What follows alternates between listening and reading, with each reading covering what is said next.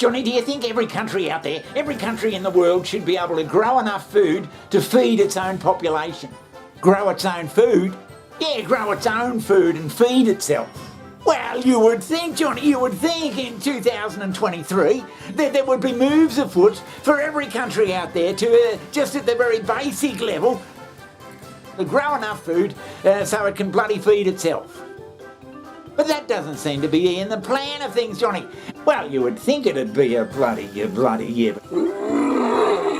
Johnny, you're thinking that every country should have enough bloody nous and enough money and everything to feed itself as a primary objective of being a country.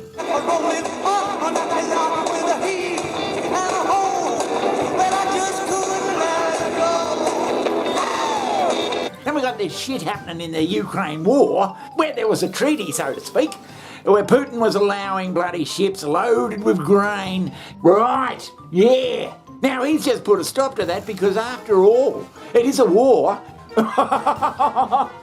And provide grains to the poor bastards in the world who can't grow their own food. That's just the way it is. All ships heading for Ukrainian waters could be potential military targets.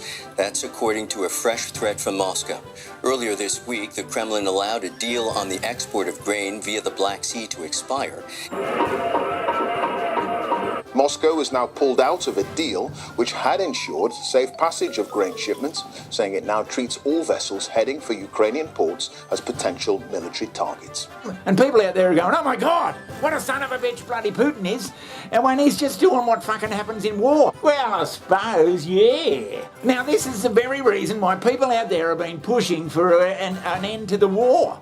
Because, yeah, you have a war and this sort of shit happens. I don't think in terms of winning and losing. I think in terms of getting it settled so we stop killing all these people and breaking down.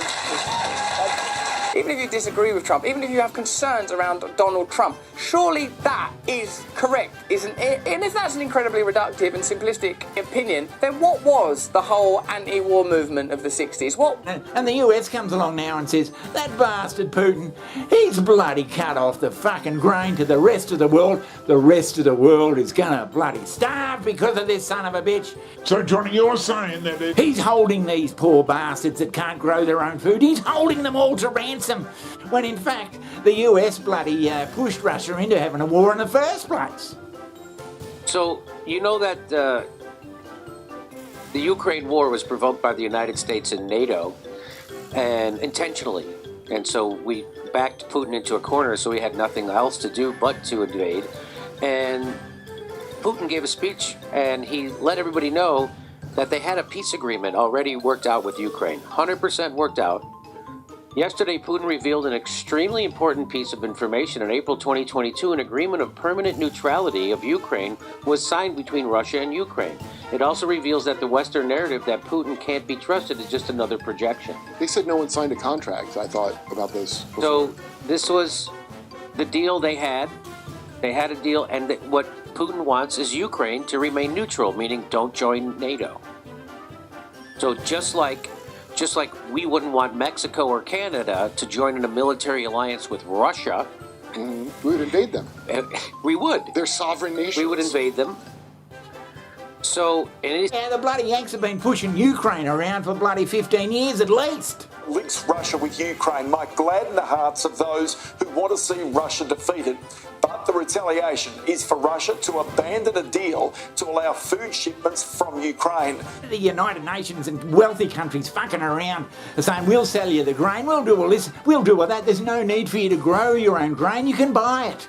You can buy it from all these people that we're in trade agreements with.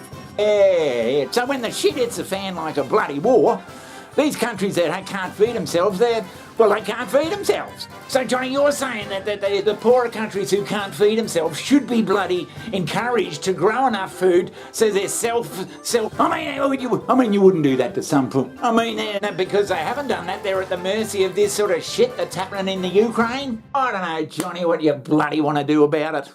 What do you want me to do, draw you a picture?